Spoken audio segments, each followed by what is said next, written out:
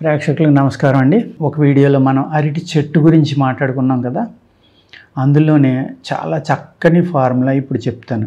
ఎంత మంచి ఫార్ములా అంటే అనేక రకాలైన ఉదర వ్యాధులు, అంటే మనకి పొట్టకి సంబంధించిన ఎన్నో రకాల వ్యాధులు పోగొట్టడానికి చక్కని చిట్కా అన్నమాట. ఇది కొంచెం కష్టపడాలి. మీరు ఏం చేస్తారంటే, అరటి చెట్టు యొక్క ఆకులు ఎండిపోతాయి కదండి, అవి కోసి మనం పెంట మీద పాడేస్తూ ఉంటాం, బయట పాడేస్తాం. లేకపోతే ఎండిపోయిన చెట్టు యొక్క మొత్తం చెట్టుని ముక్కలు కొట్టేసి బయట పడేస్తాం. లేదు, రైతులైతే ముక్కలు కొట్టేసి దున్నేసి భూమిలోకి వెళ్ళిపోయేలా చూస్తారు. కొందరేమో అవి చాలా కష్టపడి అన్నీ పట్టుకొచ్చి రోడ్డు మీద వేస్తాం, కొన్నాళ్ళకి కుళ్ళిపోయి పోతాయి. అలా కాకుండా ఆ అరటి చెట్టును కూడా ఒలిసెత్తే డిప్పల కింద వచ్చేస్తుంది.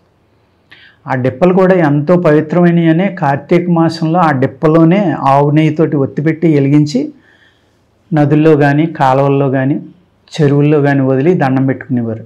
అంటే ఆ లోపల నుంచి ఎన్నో పొరల లోపల వచ్చేది కాబట్టి ఎటువంటి బయట ఉన్న మలినాలు కానీ గాలి కానీ విషవాయువులు కానీ లేకుండా ఉన్నది కాబట్టి అంత పవిత్రమైందని తీసే ఆ అరటి డొప్పల్లోనే మనకి కార్తీక దీపం పెట్టేవారండి. అరటి డొప్పలు, ఆకులు, దూట అంటాం కదా, అన్నీ కూడా ఎండబెట్టండి. బాగా ఎండిపోయిన తర్వాత దాన్ని ఒక పెద్దది ఏదైనా ఒక పాత్ర లాంటిది కానీ లేకపోతే మట్టిలో కానీ, మట్టి కొయ్యి తవ్వి ఆ గోతులో కానీ ఇవన్నీ బాగా కూరి అంటించేస్తే కాలిపోతాయి. కాలిపోయిన తర్వాత మసి అయిపోతాయి కదండి అవన్నీ. ఆ మసిని జాగ్రత్తగా ఎత్తి తీసుకోండి. ఆ మసిని తీసుకుని దాన్ని నీళ్ళల్లో ఒక 10 లీటర్లు పట్టే కుండ ఉన్న నీళ్లు తీసుకోండి. ఒక 2 కేజీల దాకా ఆ మసి తయారు చేసి అందులో వేసి బాగా కలపండి. ప్రతిరోజు ఉదయం సాయంత్రం కలపండి. అలా 3 రోజులు కలపండి. 4వ రోజు ఉదయాన్ని కలపకుండా అడుగుని అది తేరిపోయి ఉంటుంది కదా, మంచి నీరు ఉంటుంది పైన, ఆ నీటిని జాగ్రత్తగా ఉంచుకోండి. ఓకే, ఇంకో కుండలోకి ఉంచుకోండి, లేకపోతే కుండలోకే ఉంచుకోవాలి. గాజు పాత్ర కానీ, గాజు పాత్ర పొయ్యి మీద పెట్టి మనం మరగబెట్టాలంటే కష్టం కాబట్టి కుండలోకే తీసుకోండి. ఆ కుండని పొయ్యి మీద పెట్టి సన్నగా ఉడికిస్తే ఆ నీళ్ళన్నీ ఎగిరిపోయాక క్షారం వస్తుంది, అంటే ఉప్పు, పొటాషియం అంటాం దాన్ని. ఆ ఉప్పు వస్తుంది, దాన్ని అరటి క్షారం అంటాం. చాలా ఉప్పుగా ఉంది. ఎంత ఘాటుగా ఉంటుందంటే చాలా ఉప్పుగా, మనం ఎంత ఉప్పు వేసేది అది ఊరికే నాలుకంత ఎత్తి చాలు, అంత పవర్ఫుల్గా ఉంటుందన్నమాట. దాన్ని అరటి క్షారం అంటారు. అర్థమైంది కదండి. ఆ అరటి క్షారాన్ని మీరు డైరెక్ట్గా తినొచ్చు, లేదంటే సొంటి పిప్పల మిరియాలు కానీ లేకపోతే అల్లం రసంలో కానీ ఇలాంటి వాటిల్లో కొద్దిగా తినే సోడా కొంచెం ఇది వేసి నీళ్ళలో కలిపి కానీ ఈ విధంగా మీరు వాడుకున్నారనుకోండి, ఎంత దారుణమైన కడుపు నొప్పి అయినా సరే తగ్గిపోతుందండి. నులి పురుగులు చచ్చిపోతాయి, అల్సర్స్ పోతాయండి, పెరుగులో ఉన్నాయి. ఈ గ్యాస్ట్రిక్ ప్రాబ్లం అంటారు చూసారా, భయంకరమైన గ్యాస్ట్రిక్ ప్రాబ్లం ఉంది. రిఫ్లెక్షన్ ఉంటుంది చాలామందికి. తిన్నది వెంటనే పులితేనపు వచ్చేసి నోట్లోంచి గొంతుకులోకి వచ్చేసి దగ్గుతూ ఉంటారు, భరించలేనంత గుండెల్లో మంట వస్తుంది.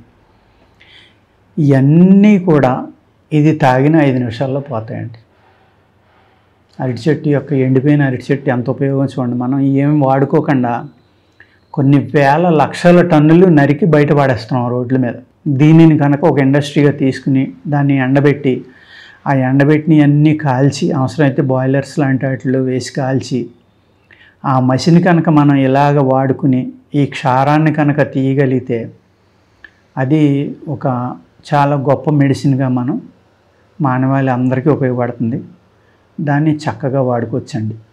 రిఫ్లెక్ట్ మీద మనం అనేక రకాల మందులు వాడుతూ ఉంటాం, ఎంతో ఇబ్బంది పడుతూ ఉంటాం, ఎన్ని మందులు వాడినా తగ్గదు. అటువంటిది దీనికి తగ్గిపోతుందండి.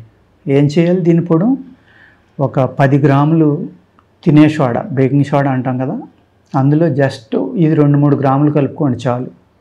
కలుపుకుని దాన్ని మిక్స్ చేసి ఒక సీసాలో పోసి ఉంచుకుని 1 గ్రాము నుంచి 2 గ్రాములు మీ బాడీ వెయిట్ని బట్టి దాన్ని బట్టి నీళ్ళలో కలుపుకుని తాగారనుకోండి, కొన్ని నిమిషాల్లోనే మీకు రిలీఫ్ వస్తుందండి. కడుపు నొప్పి కానీ అజీర్తి కానీ, అజీర్ణాన్ని తగ్గించడంలో ఇంకా మిరాకిల్ అన్నమాట ఈ మందు. అంటే చాలా అద్భుతంగా ఇది మీకు ఇంటెస్టైన్స్ మీద పనిచేసే చక్కని మందు అండి. అరటి దూట, అరటి డొప్పలు, అరటి ఆకులు ఎండిపోయిన వాటిని కాల్చుకుని ఆ మసిని ఒక 2 కేజీలు 10 లీటర్ల నీళ్ళల్లో కలపండి, కుండలోనే కలపండి. అది కూడా ఆ కలిపిన తర్వాత దాన్ని రోజు కర్రబెట్టి తిప్పుకోవాలి. అర్థమైంది కదండి. మీరు మళ్ళీ ఇనపట్ల పుల్లలో అవి పెట్టద్దు. అందులో కర్ర ముక్కలే, మంచి కర్రలు, అది కూడా మోదుగు లాంటిది, మామిడి లాంటిది, ఇలాగా నేరేడు, మారేడు ఇలాంటి మంచి మూలికలు కర్రలు అయితే ఇంకా బాగా పనిచేస్తాయి. ఆ కర్రతోటి తిప్పుకునండి. 3 రోజులు తిప్పాలి, ఉదయం సాయంత్రం. 4వ రోజు ఉదయం ఏం చేయాలండి, దానిపై నీళ్లు మట్టికి జాగ్రత్తగా గుడ్డతోటి వడపోసుకోవాలి. ఆ నీళ్ళలో కూడా తేలింది, పైకి తేలిని ఏమన్నా ఉంటే అవి కూడా పోతాయి అన్నమాట. ఈ 3 రోజులు కలపడం వల్ల ఏమవుతుందంటే ఆ మసి అంతా అడుక్కు చేరిపోతుంది. ఆ చేరిపోయింది డిస్టర్బ్ అవ్వకుండా పై తేట నీరు మట్టికి వంచుకుని దాన్ని ఇంకొక కుండలోకి వంచుకుని ఆ కుండను పొయ్యి మీద పెట్టుకుని సన్నటి మంట మీద మరగబెట్టేస్తే అడుక్కి మొత్తం అంతా అయిపోయి చక్కగా అయిపోయి లాస్ట్లో ఉప్పు కింద అయిపోతుంది అదంతా. ఆ ఉప్పు సోడియం అన్నమాట.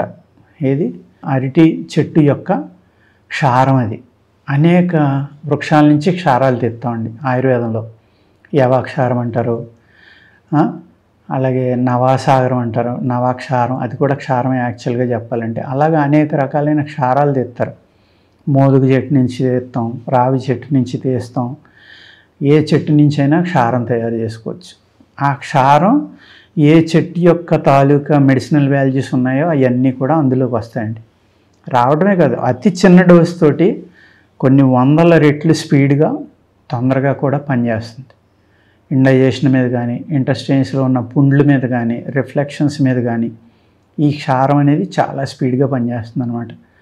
కానీ కొన్ని వాటికి క్షారాలు మీరు ఆయుర్వేదం తెలుసుకుని వైద్యుని యొక్క సలహాలోనే వాడాలి. అలా అని అన్ని క్షారాలు వాడేస్తే కుదరదు. దాని యొక్క గుణగణాలు, డోసు, వయస్సు ఇవన్నీ చూసుకుని వాడుకోవాలండి.